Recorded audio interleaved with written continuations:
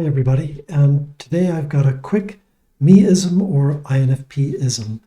And what I wanted to talk about is something of a paradox.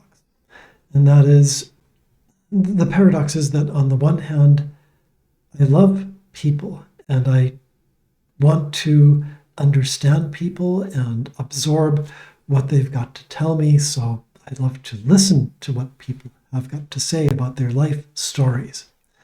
So that's on the one hand. And hand in glove with that is the fact that there is no such thing as a non-player character. People have this idea that we have these protagonists and people that we identify with, and then there's the other. And the other people, whether it's socioeconomic or cultural or geographic, national, political differences, cultural differences, that there's some sort of cutoffs between who are us and who is them. I find that that's generally not the case, that people are very much we are similar in the broad frame, in that we're creatures of having made choices and the products of those choices, and of contexts and the choices that we've been allowed to make. So people that might not be identified with by others to say like, well, that's someone who's an NPC, they're not interesting.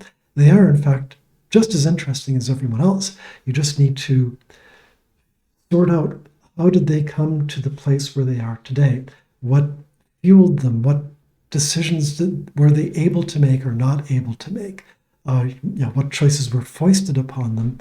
But a person is a product of all of the things that kind of came before. And you could take someone who'd be the least interesting person, and there's a lot of things going on under the hood that are actually quite revealing about human nature. So anyway, that's on the one hand. The caveat to all of this is that the cognitive stack, to me, and it may just be a me thing, it's difficult to connect with people. Easy to listen, hard to connect in I hate to say the word, in an authentic way. So I end up doing my best, but have limited capacity for input. I would love to listen to the life stories of many people, but there's a point of exhaustion because of the amount of processing that goes into interfacing with someone and really coming to interpret, I'd like to say understand, but interpret the things that they have to say. And that is the other kind of difficult point here. That is that I realize that I don't faithfully reproduce the things that people entrust in me, that they allow me to listen to. And by that I mean that if someone tells me about the details of their life story, I end up processing, interpreting, I'm running it through my own internal meat grinder of a mind and turning it into sausage that becomes fodder for my own understanding, interpretation, recreation, recontextualization.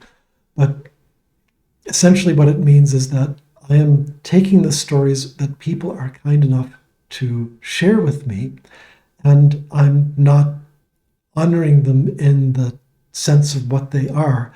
I'm forming them into something that is useful fodder for me to understand the world, come up with new perspectives, try and mash new ideas together. And I realize that that's sort of, disingenuous.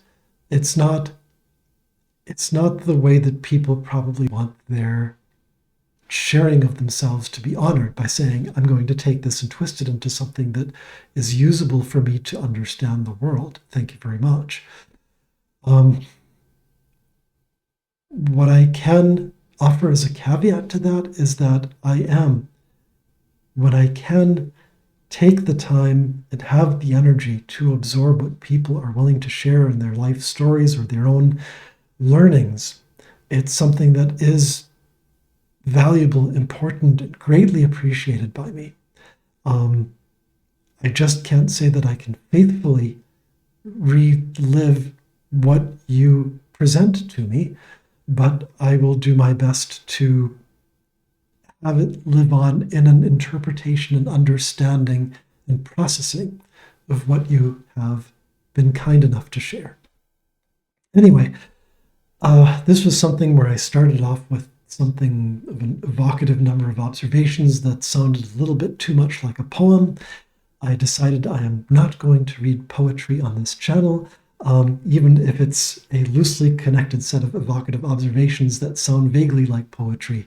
So I did not go there. But thanks for listening. I don't know if any of this resonates, but I can say that where some people talk about the need to build walls and shut people out and create barriers in order to protect one's own autonomy, for me, it is more of the challenge of breaking through the walls that are set in order to be able to have those interfaces with others that I find so valuable. And it is